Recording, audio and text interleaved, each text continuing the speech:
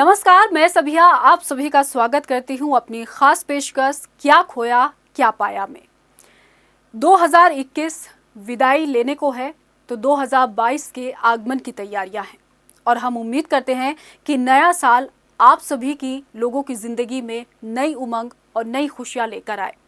लेकिन अगर देखा जाए तो 2021 साल को हम कई यादों के तौर पर याद करेंगे, क्योंकि इस साल में हमने बहुत कुछ खोया है तो कुछ उपलब्धियां भी हासिल की हैं और इसी पर आधारित हमारी आज की खास पेशकश है। तो चलिए शुरू करते हैं अपनी खास पेशकश क्या खोया क्या पाया में।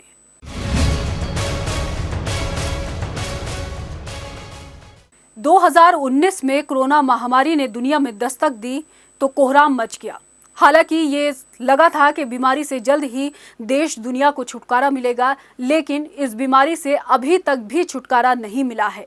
कोरोना को लेकर नए नए वेरिएंट जो हैं वो आते गए, लेकिन साल 2021 में कोरोना के डेल्टा वेरिएंट ने देश के साथ दुनिया में ऐसी तबाही का मंजर मचाया कि कई लोगों ने अपनों को खो दिया तो कईयों के माँ बाप के साए भी उनके सर से उठ गए। कोरोना महामारी में देश बुरी तरह से अर्थव्यवस्था में तो चौपट हुआ ही, साथ साथ लोगों की जिंदगियां भी इसकी चपेट में आ गई।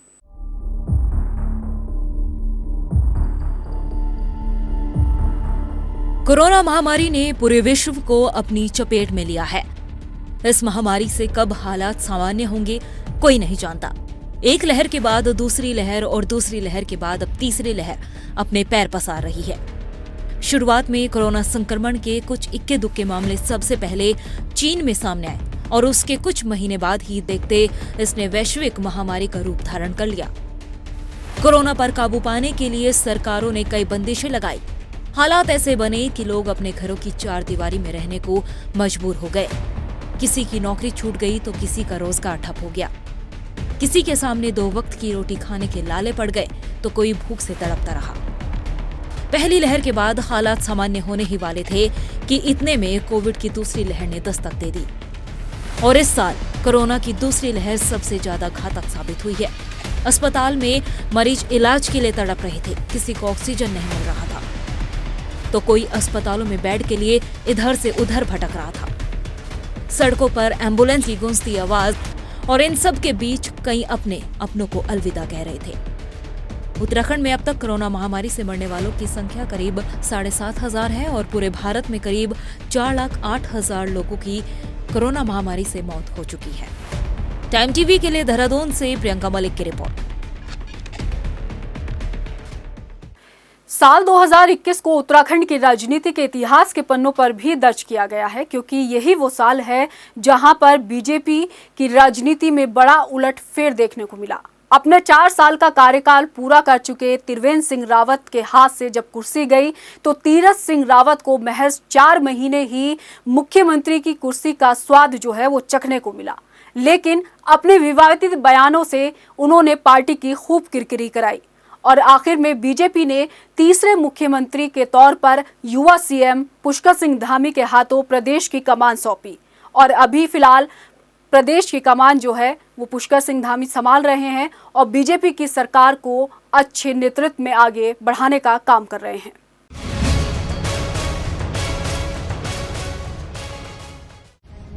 उत्तराखंड के सियासत की बात करें तो साल 2021 के इतिहास में एक साल के अंदर भाजपा ने 3 चेहरे मुख्यमंत्री के तौर पर प्रदेश को दिए। ऐसे में 2021 को उत्तराखंड के इतिहास में मुख्यमंत्री बदलने को लेकर जरूर याद किया जाएगा। त्रिवेंद्र सिंह रावत की सरकार के 4 साल के कार्यकाल पूरा करने से ही सियासी तस्वीर पहले ही बदल गई। जब दूसरे चेहरे के रूप में तीरथ सिंह रावत को जिम्मेदारी सौंपी गई, लेकिन 4 महीने के अंदर ही तीरथ के बयानबाजी ने पार्टी की खूब फजीहत कराई और एक बार फिर बीजेपी ने मुख्यमंत्री को बदल डाला। इस बार बीजेपी ने युवा मुख्यमंत्री के तौर पर पुष्कर सिंह धामी को कुर्सी सौंपी। इस तरह भाजपा ने एक साल में 3 मुख्यमंत्री बदलकर नया रिकॉर्ड कायम किया, जो उत्तराखंड के इतिहास में हमेशा याद किया जाएगा। टाइम टीवी के लिए देहरादून से मनीष डंगवाल की रिपोर्ट। जब कोई साल आता है तो वो अपने साथ खट्टे मीठे पलों को लेकर आता है और अगर मैं उत्तराखंड की बात करूं तो उत्तराखंड में आपदा प्राकृतिक आपदा जो है उसको तो हम नहीं रोक सकते, लेकिन हाँ इतना ज़रूर है कि सरकारी सिस्टम और प्रशासन आपदा को लेकर काफ़ी हद तक उसके नुकसान को लेकर जो काम करते हैं वो बचाया जा सकता है, आपदा से जो नुकसान हुआ है। लेकिन 2021 में आपदा ने राज्य में बहुत नुकसान किया, 300 लोग जो हैं वो आपदा में अपनी जान गंवा बैठे। तो वहीं मॉनसून के विदाई के बाद जो आपदा आई उससे सबसे ज़्यादा नुकसान जो देखने को मिला वो गढ़वाल के मुकाबले कुमाऊं में देखने को मिला। यहाँ दर्जनों सड़कें जो हैं वो टूट गई थी, लोगों के घरों के छत साए उड़ गए थे, तो कईयों ने अपने को इस आपदा में खो दिया। आपदा के ये निशान हर साल लोगों को उनके जख्म के तौर पर याद दिलाते रहेंगे।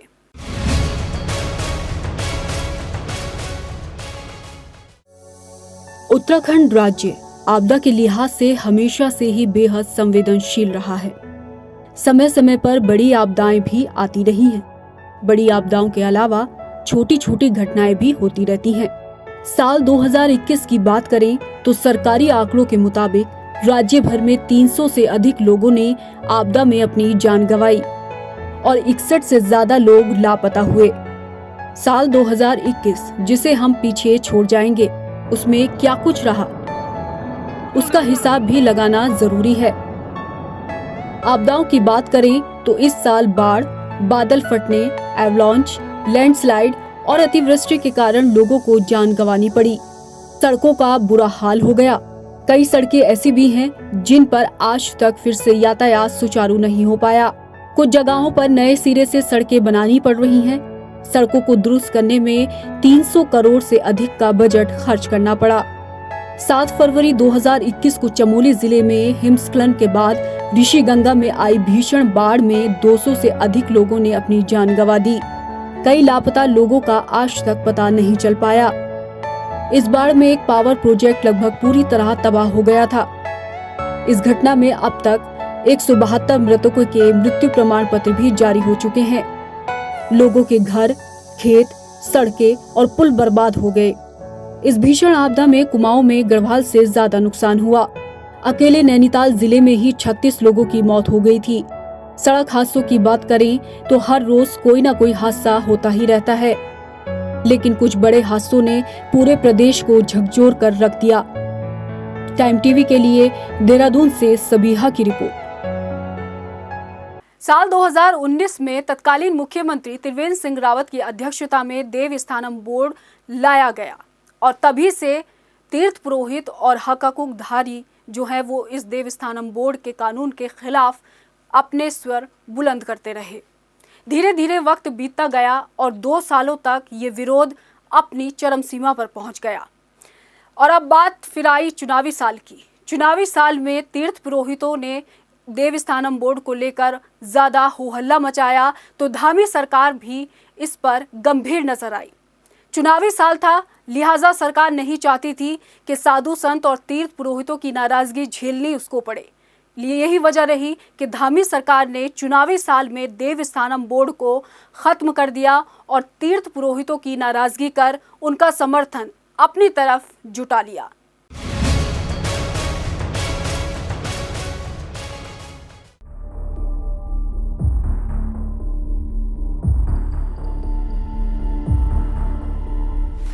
त्रिवेंद्र रावत के नेतृत्व वाली सरकार ने उत्तराखंड चारधाम देवस्थानम प्रबंधन अधिनियम 2019 के तहत एक बोर्ड का गठन कर चारों धामों के अलावा 51 मंदिरों को अपने हाथों में ले लिया था।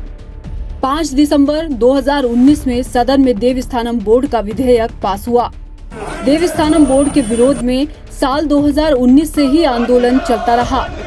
2 साल तक तीर्थ पुरोहित और हकूकदारी देवस्थानम बोर्ड को खत्म करने को लेकर विरोध करते रहे, लेकिन पुरोहितों के आंदोलन का कोई फर्क नहीं पड़ा। लिहाजा प्रधानमंत्री नरेंद्र मोदी के केदारनाथ दौरे से ठीक 2 दिन पहले देवस्थानम बोर्ड को भंग करने की मांग को लेकर तीर्थ पुरोहितों का गुस्सा फूट पड़ा। नाराज तीर्थ पुरोहितों ने केदारनाथ में पूर्व सीएम त्रिवेंद्र रावत को मंदिर जाने से रोक दिया। गंगोत्री में आंदोलन तेज करते हुए बाजार बंद कर रैलियां निकाली गयी। पुरोहितों के इस आंदोलन ने सरकार की चिंताएं बढ़ा दी। लिहाजा चुनावी साल होने के कारण बीजेपी के लिए इसे सुलझाना मजबूरी हो गई। उत्तराखंड के मुख्यमंत्री पुष्कर सिंह धामी ने पूर्व सीएम त्रिवेंद्र सिंह रावत का फैसला पलटकर देवस्थानम बोर्ड को भंग कर दिया। ऐसा बीजेपी सरकार ने इसलिए भी किया क्योंकि त्रिवेंद्र सिंह रावत की कुर्सी साधु संतों की नाराजगी की वजह से चली गई और अगर धामी सरकार इस पर यू टर्न नहीं लेती तो बीजेपी के लिए विधानसभा चुनाव 2022 में पुरोहितों के लिए लागू किया गया देवस्थानम बोर्ड का कानून भारी पड़ सकता था। टाइम टीवी के लिए देहरादून से मनीष डंगवाल की रिपोर्ट।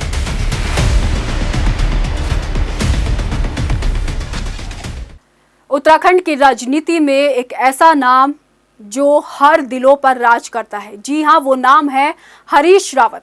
राज्य गठन के बाद से ही उत्तराखंड की राजनीति के साथ साथ केंद्र की राजनीति में भी हरदा सक्रिय रहे। हालांकि साल 2017 में वो दोनों सीटों पर चुनाव हारे, लेकिन इसके बावजूद उनकी सक्रियता जो है उत्तराखंड की राजनीति में कम नहीं हुई। साल 2022 का चुनाव करीब है और ऐसे में जिस तरीके से हरदा राजनीति में सक्रिय भूमिका में नजर आ रहे हैं, उससे कांग्रेस कहीं ना कहीं जो है वो मजबूत नजर आ रही है। हरदा चुनावी कमान उत्तराखंड में संभाल रहे हैं और उत्तराखंड में कांग्रेस और संगठन की अगर हम बात करें तो उनको मजबूत करने का काम भी हरीश रावत ने किया है और 2022 का जो इलेक्शन है वो हरदा के नेतृत्व में ही कांग्रेस लड़ेगी। –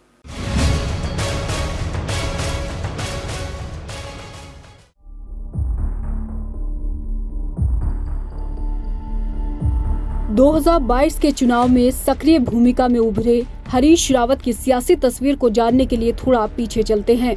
साल 2017 के विधानसभा चुनाव में प्रदेश की राजनीति में बड़ा उलटफेर हुआ। 2017 में हरीश रावत हरिद्वार ग्रामीण और किच्छा विधानसभा सीट से चुनाव हार गए। हरीश रावत को बीजेपी उम्मीदवार यतीश्वरानंद ने करीब 12,000 वोटों से हराया। वक्त गुजरने के साथ हरदा भी राजनीति में धीरे धीरे सक्रिय भूमिका में नजर आने लगे। 73 वसंत देख चुके हरीश रावत युवा जोश से भरपूर होकर लगातार सक्रियता के बल पर सिर्फ कांग्रेस ही नहीं बल्कि राज्य की राजनीति के केंद्र में भी रहे हैं। यही वजह है कि पार्टी ने चुनाव अभियान समिति की बागडोर हरीश रावत के हाथों में सौंपी। हालांकि इस दौरान कई फैसलों में खुद को बंधा महसूस कर रहे हरदा ने निर्णायक रुख अपनाया तो पार्टी ने भी ये तय करने में देर नहीं लगाई कि चुनाव में पार्टी का चेहरा हरदा ही होंगे। लोकप्रियता के मामले में हरदा राज्य में पार्टी के भीतर अन्य छत्रपों पर भारी पड़ते रहे हैं तो इसकी खास वजह भी है। सत्ता पक्ष हो या विपक्ष, हरदा ने हर वक्त राजनीतिक सक्रियता में वक्त और उम्र दोनों को ही कभी आड़े नहीं आने दिया। राज्य बनने के बाद कुमाऊं और गढ़वाल दोनों मंडलों में लगातार गतिविधियों और जनसंपर्क की उनकी राजनीति पार्टी के अंदर और बाहर विरोधियों को चुनौती देती रही। पिथौरागढ़ से उधम सिंह नगर तो चमोली से हरिद्वार तक कांग्रेस का कोई चिर परिचित चेहरा है तो वो हरदा ही है। टाइम टीवी के लिए देहरादून से आशीष तिवारी की रिपोर्ट।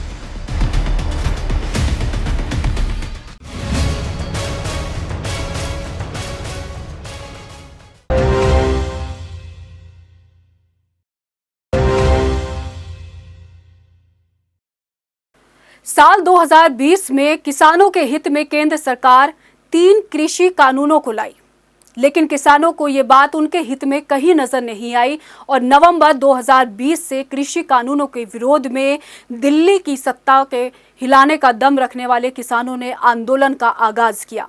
गाजीपुर पर यह आंदोलन तकरीबन 1 साल तक चलता रहा और इस आंदोलन में कई किसानों की मौत हुई तो कई आंदोलन के दौरान किसानों को जो है परेशानियां भी झेलनी पड़ी। किसान लगातार विरोध पर विरोध करते रहे, लेकिन केंद्र सरकार की तरफ से कई वार्ता होने के बाद भी इस मसले पर हल कुछ नहीं निकला। आखिरकार केंद्र सरकार को किसानों के सामने झुकना ही पड़ा और इसके लिए खुद देश के प्रधानमंत्री नरेंद्र मोदी ने आकर कहा कि केंद्र सरकार तीनों कृषि कानूनों को वापस लेती है और तीनों कृषि कानून की वापसी किसानों की जीत साबित हुई। साल 2021 अब जाने की दहलीज पर है। ये साल कई खट्टे मीठे अनुभवों वाला रहा। बात किसानों की करें तो साल 2021 में तीनों कृषि कानून साल भर पूरी तरह से चर्चा में बने रहे। 29 नवंबर 2020 को तीनों कृषि कानून के विरोध में दिल्ली की सीमाओं पर संयुक्त किसान मोर्चा के नेतृत्व में आंदोलन शुरू हुआ। भारतीय किसान यूनियन ने गाजीपुर बॉर्डर पर राकेश टिकैत के नेतृत्व में कमान संभाली। 2021 में साल भर मेरठ से रोजाना कोई न कोई भागीदारी गाजीपुर बॉर्डर पर लगातार बनी रही। इस कानून के लिए किसानों के संघर्ष को हमेशा याद रखा जाएगा। साल के आखिर आते आते आखिरकार किसानों के आगे केंद्र सरकार को झुकना पड़ा और कृषि कानून को वापस लेने की घोषणा देश के प्रधानमंत्री नरेंद्र मोदी ने की। ये समय किसी को भी दोष देने का नहीं है। आज मैं आपको, पूरे देश को ये बताने आया हूं कि हमने 3 कृषि कानूनों को वापस लेने का, रिपील करने का निर्णय लिया है। साल 2021 का नवंबर महीना धीरे धीरे उत्तराखंड के साथ देश में सर्दी के मौसम ने दस्तक दी और लोग गुलाबी ठंड का लुत्फ उठा रहे थे। किसी को कानो कान खबर नहीं थी। देश के साथ साथ उत्तराखंड की जनता भी ये नहीं जानती थी कि इस ठंड के दस्तक के साथ ही हम देश के पहले प्रमुख CDS जनरल बिपिन रावत को खो देंगे। जी हाँ, ये देश के लिए साथ साथ उत्तराखंड के लिए भी बहुत दुखद रहा कि एक हेलीकॉप्टर हादसे में देश के पहले प्रमुख CDS जनरल बिपिन रावत, उनकी पत्नी समेत 12 अफसर शहीद हो गए। उनकी शहादत पर देश दुनिया में एक सैलाब उमड़ पड़ा। लेकिन अगर हम बात करें जनरल बिपिन रावत की, तो उत्तराखंड से उनका लगाव जो है वो बहुत ही खास रहा। वो लोगों से काफ़ी ज़्यादा जुड़ाव महसूस करते थे, तो वहीं उनकी पत्नी जो थी उनका भी जनता से बेहद करीबी का रिश्ता था। और देश नहीं जानता था कि इतने बड़े सदमे से आखिर कैसे उभरा जाएगा। साल 2021 जो है वो जनरल बिपिन रावत के हेलीकॉप्टर हादसे के तौर को लेकर भी हमेशा इतिहास के पन्नों पर दर्ज रहेगा।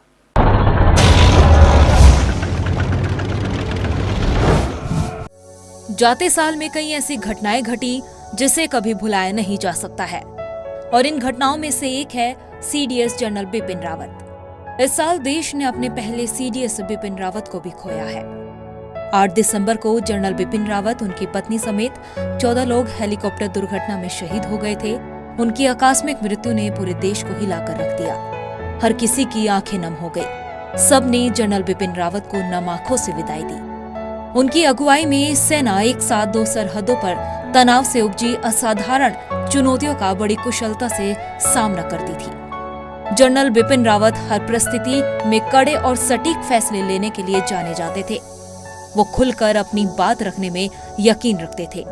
जनरल बिपिन रावत अपनी रणनीतिक क्षमता, अपने विजन और अनुभव की बदौलत कठिन चुनौतियों के बीच सेना का सफलतापूर्वक मार्गदर्शन करते थे, और उनके नॉर्थर्न और ईस्टर्न दोनों कमांड में काम करने का अनुभव था। CDS जनरल बिपिन रावत को कभी भुलाया नहीं जा सकता है। उनका अनुभव देश की सेना के लिए हमेशा काम आएगा। Time TV bureau report.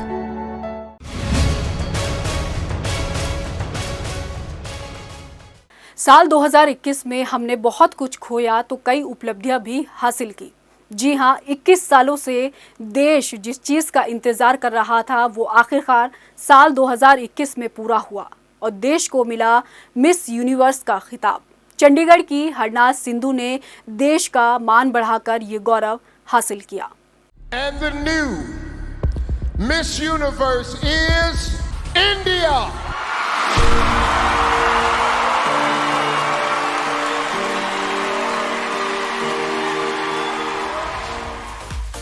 21 साल बाद 21 साल की हरनाज सिंधु ने मिस यूनिवर्स का खिताब अपने नाम कर देश का मान बढ़ाया है।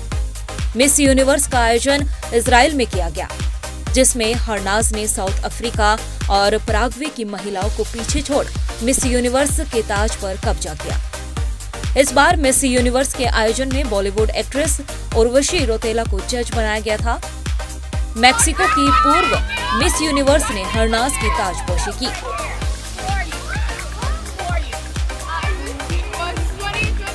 हरनाज से पहले 1994 में सुष्मिता सेन ने मिस यूनिवर्स का खिताब जीता था और 2000 में तारा दत्ता ने ये मुकाम हासिल किया था, जिसके बाद हरनाज ने 2021 में मिस यूनिवर्स का खिताब जीतने वाली तीसरी भारतीय महिला बन गई है। आपको बता दें कि हरनाज पंजाब की गुरदासपुर की रहने वाली है, हालांकि अब वो चंडीगढ़ में रहती है। हरनाज मॉडलिंग भी करती है। 2017 में मिस चंडीगढ़ का खिताब भी हरनाज अपने नाम कर चुकी है और पंजाबी फिल्म इंडस्ट्री में डेब्यू भी कर चुकी है। हरनाज की 2 पंजाबी फिल्मों की शूटिंग अभी हाल ही में खत्म हुई है, जो कि 2022 में रिलीज होगी। हरनाज के फैमिली बैकग्राउंड की बात अगर करें तो हरनाज की माताजी चंडीगढ़ के सरकारी अस्पताल में डॉक्टर है और उनके पिता बिजनेसमैन हैं। टाइम टीवी के लिए देहरादून से रमशा की रिपोर्ट। साल 2021 को खेलों के तौर के लिए भी याद किया जाएगा, क्योंकि टोक्यो में हुए ओलंपिक गेम्स में उत्तराखंड की वंदना कटारिया ने न सिर्फ उत्तराखंड का बल्कि देश का नाम भी रोशन किया है। इसके अलावा हरियाणा के नीरज चोपड़ा ने गोल्ड मेडल जिताकर देश का गौरव बढ़ाया है।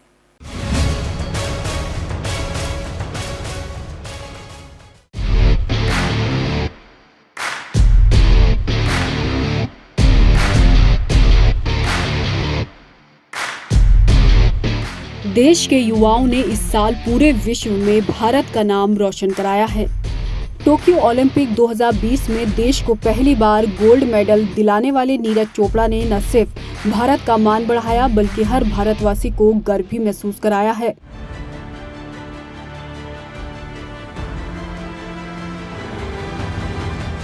उनके इस जज्बे से नए युवा खिलाड़ियों को भी हौसला मिला है। देश के युवाओं के लिए नीरज चोपड़ा एक मिसाल बने हैं। तो वहीं उत्तराखंड की बेटी वंदना कटारिया ने भी टोक्यो ओलंपिक में शानदार प्रदर्शन किया। हरिद्वार की रहने वाली भारतीय महिला हॉकी टीम की खिलाड़ी वंदना कटारिया ने टोक्यो ओलंपिक में दक्षिण अफ्रीका के खिलाफ हुए मैच में हैट्रिक लगाकर इतिहास रचा। ऐसा करने वाली पहली भारतीय महिला हॉकी खिलाड़ी बनी है। इसके बाद रोशनाबाद की बेटी का देश और विदेश में खूब डंका बजा। उनके इस शानदार प्रदर्शन से न सिर्फ देश का मान बढ़ा बल्कि लड़कियों को अपने जीवन में एक मुकाम हासिल करने का भी हौसला मिला।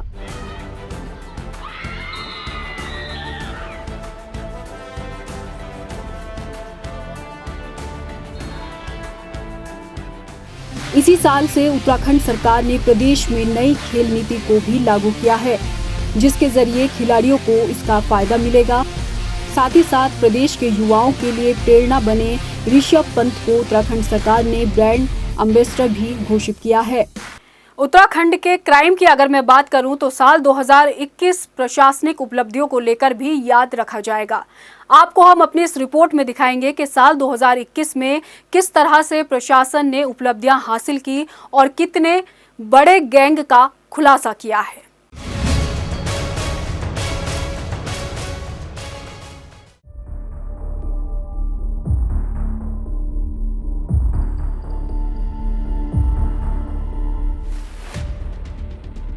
इन सब के बीच इस साल पुलिस प्रशासन ने भी कई उपलब्धियां हासिल की है। जहां एक तरफ एसटीएफ ने कई अंतर्राष्ट्रीय गैंग का खुलासा किया, तो वहीं हजारों लोगों से 250 करोड़ रुपए की ठगी का भी खुलासा किया गया है। वहीं पुलिस विभाग की ओर से इस साल युवाओं को भी बेहतर अवसर मिला है। एक लंबे इंतजार के बाद उत्तराखंड पुलिस में भर्ती निकाली गई, जिसमें 1521 कांस्टेबल के पद और 197 पदों पर सब इंस्पेक्टर की भर्ती होगी। वहीं तकनीकी युग में स्मार्ट पुलिसिंग पर भी जोर दिया गया है। इस साल उत्तराखंड के पुलिस अफसर सीओ साइबर अंकुश मिश्रा ने देश के सर्वश्रेष्ठ साइबर कॉप में पहला स्थान हासिल किया। इसके साथ ही महिलाओं से जुड़े अपराध पर अंकुश लगाने की भी कोशिश की गई, जिसके लिए गौरा शक्ति ऐप की शुरुआत हुई। वहीं गुमशुदा बच्चों की तलाश के लिए ऑपरेशन स्माइल और बच्चों को भिक्षावृत्ति से मुक्ति दिलाने के लिए ऑपरेशन मुक्ति जैसे कई अभियान चलाए गए, जो सफल भी रहे। इसके साथ ही कोरोना की दूसरी लहर के दौरान जरूरतमंदों की मदद के लिए मिशन हौसला अभियान चलाया गया, जिसके जरिए पुलिस विभाग ने आम जनता तक हर मदद पहुंचाई। टाइम टीवी के लिए देहरादून से हिमांशु चौहान की रिपोर्ट।